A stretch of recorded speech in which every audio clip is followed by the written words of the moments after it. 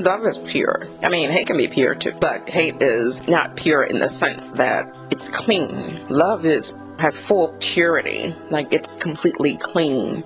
It's light. That's the simplest word I can use for what love is. It's light. And I mean light like not heavy, light like it shines. It's just light, pure and simple. Hate can be pure, but it's only pure in its focus and its intent. It's not clean. It's not light, obviously. So there's two different types of pure that go along with these things. So when you try to compare the two or try to have them both in the same place, it just doesn't work. One will prevail, and that's just how it works. It goes back to the point I was trying to make with duality. You have to have one in order to have another. In Mother Nature, we see it every day. We know that Mother Nature isn't symmetrical. We aren't symmetrical. Nothing on this planet is symmetrical. We have 2 legs, 2 arms, but there's always one that may be longer than the other, or bigger than the other, or stronger than the other. Women have boobs, one bigger than the other. Although slight, unless they've had work done. But in nature, you see flower petals that are different in size, or flowers themselves that bloom differently or bloom in a different way. Meaning you may have 5 petals on this one facing a certain way, 5 petals that may be spread out. Like, nothing is symmetrical in nature. Not us, not Mother Nature, nothing. The sole thing that is guaranteed is that it exists. When we're born, we're guaranteed to have those things. Of course, there are the fluke situations, or a baby that's born with no arms and so forth and so on, but they're born with 2 sides, 2 spheres. They may not have both of their arms or both of their legs, but they have 2 sides, a right and a left. That's guaranteed. Again, there may be some type of anomaly out there where just half a person was born, I don't know. Maybe, who knows? Maybe something we don't know about. Maybe it was snatched away and made for experimentation and nobody ever saw it. Things happen. Mother Nature does what she does, and for a great reason that we should not question. But anyway, just generally speaking, we're 2 sides. There's duality in everything. So we need to make sure that we're balanced in order to have symmetry. Love is that one thing that doesn't falter. It is the one thing that is guaranteed. When we have it, think about the story of Jesus and the amount of love that he had. No matter what was done to him, he still asked for forgiveness for those people. How many of you are strong enough to do that? How many of you are willing to forgive the person that's hurt you most and be as calm and cool and loving as Jesus was? There are a lot of people that aren't there yet. The majority of the world isn't there yet. But once you get there, you'll be light and free because you don't have a single granule of hatred, of dark, of heavy in you. Not a single one. Not even a piece of a granule. Nothing. Just all love. And you have to be at that point in order to be able to forgive someone. Otherwise, it's going to be half-assed. It's going to be just words. It has to be an action. Or else there's just still hate there. People say it all the time, I forgave them. Well, you still talk to them and friendship's back to the way it was? No. Okay. Is there any particular reason why? No, I just don't like them. I can love them from a distance. Okay, that makes sense. And I'm guilty of that. Or in the past. Now, it's different with those people that took me a while to forgive and to let go of certain things. But now we're better. We're back to the way that we were. Because I was able to let that shit go. Fuck it, Even though at those times I felt justified with feeling the way that I have against what they've done.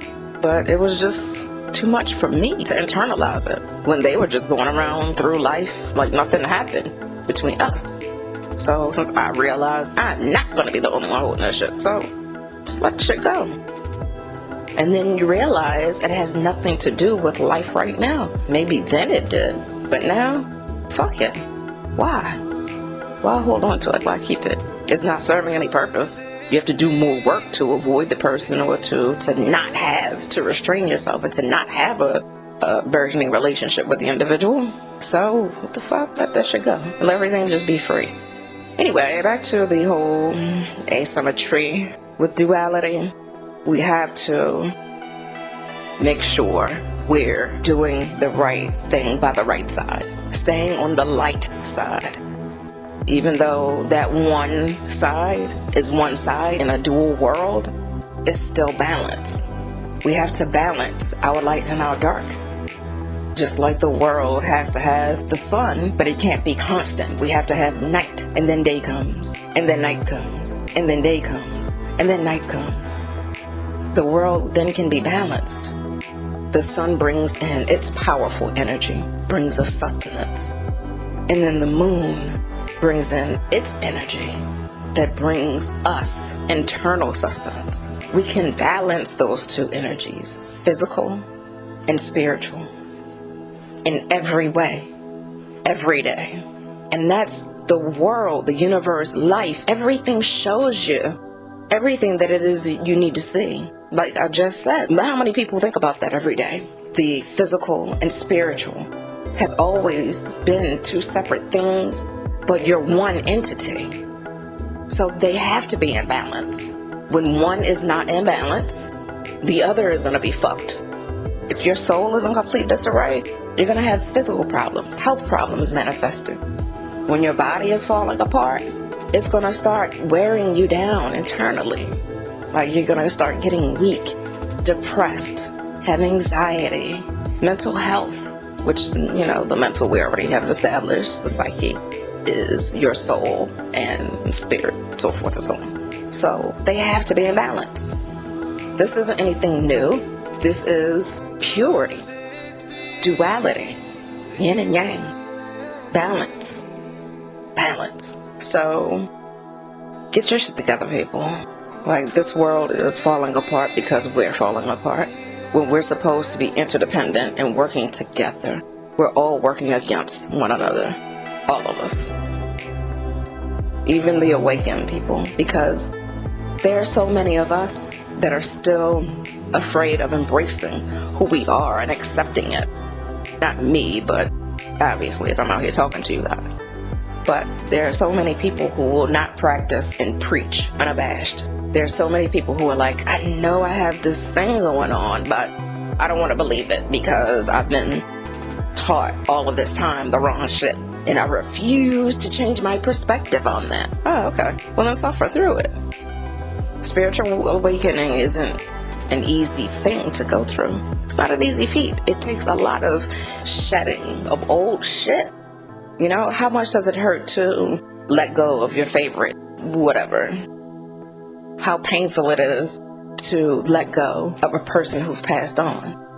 Not let go, like forget them. We'll never forget the people that have moved on, that we've loved, that held a place in our heart. Not that, but just being able to let it go to where you're able to function. There are some people that are holding on to the death as opposed to holding on to the life. So we need to recognize that there's so much that is at our disposal, but we're too self-absorbed to see it and accept it. People who were given gifts, psychic ability, anything related to that.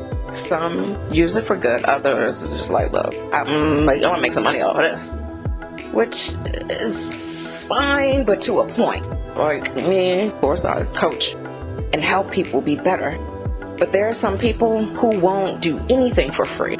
If a person contacts them and say, hey, I just have a quick question, and this, and this, they'll give them a bland damn answer they could have Googled, as opposed to saying, you know what, try this, and this, and yada, yada, yada, and we should be okay. If not, then come back and see me, and we'll do a full session. You're here to help people. Share sometimes. It doesn't hurt. There are some that are so greedy. And I've seen in a couple of situations, people that were like that were really talented and had really special gifts, had those gifts snatched away, where they weren't able to see. They lost their sight, or they lost whatever their power was. And now they have to figure out life because of the way that they abused it. If the universe gives you something, you don't abuse it. A person, a gift, whatever, they're all gifts. Something that no one else has. If the universe gives you that, you're supposed to use it for everyone else. That's why psychic people can't predict the lottery numbers. Because if that was the case, we wouldn't do shit. They're like, oh, well, I just won all of these Powerballs. Every last one in history. Why should I help you? I don't have time. I'm on my private island vacation or some damn where. I'm comfortable. You know? Like, we would do shit. But for other reasons. And we need to be better. That's all about part of that whole, the premise of treating each other better.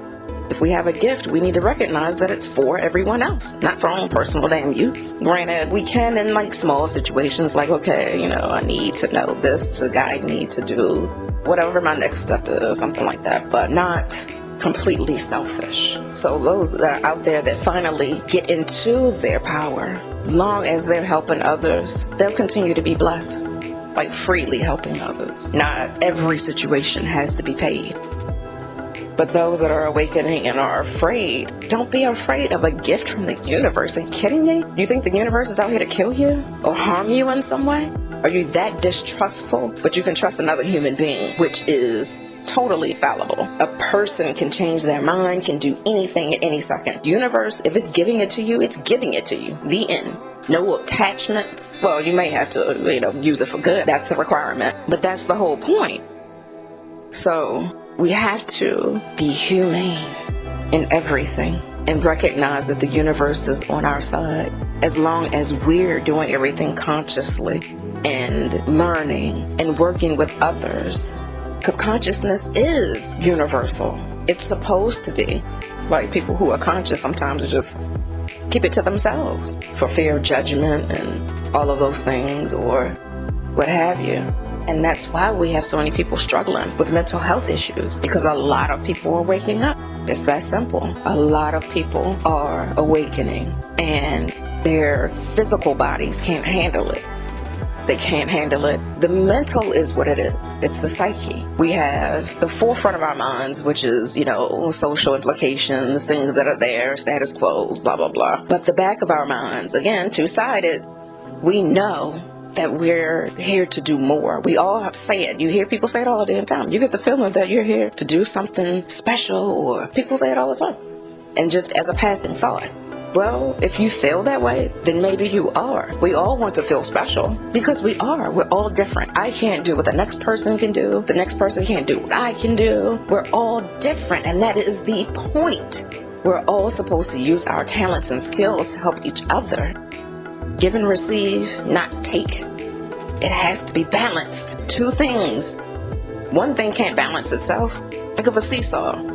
Your tushy will be in the dirt unless somebody else comes along on the other side. Balance. It's the only way.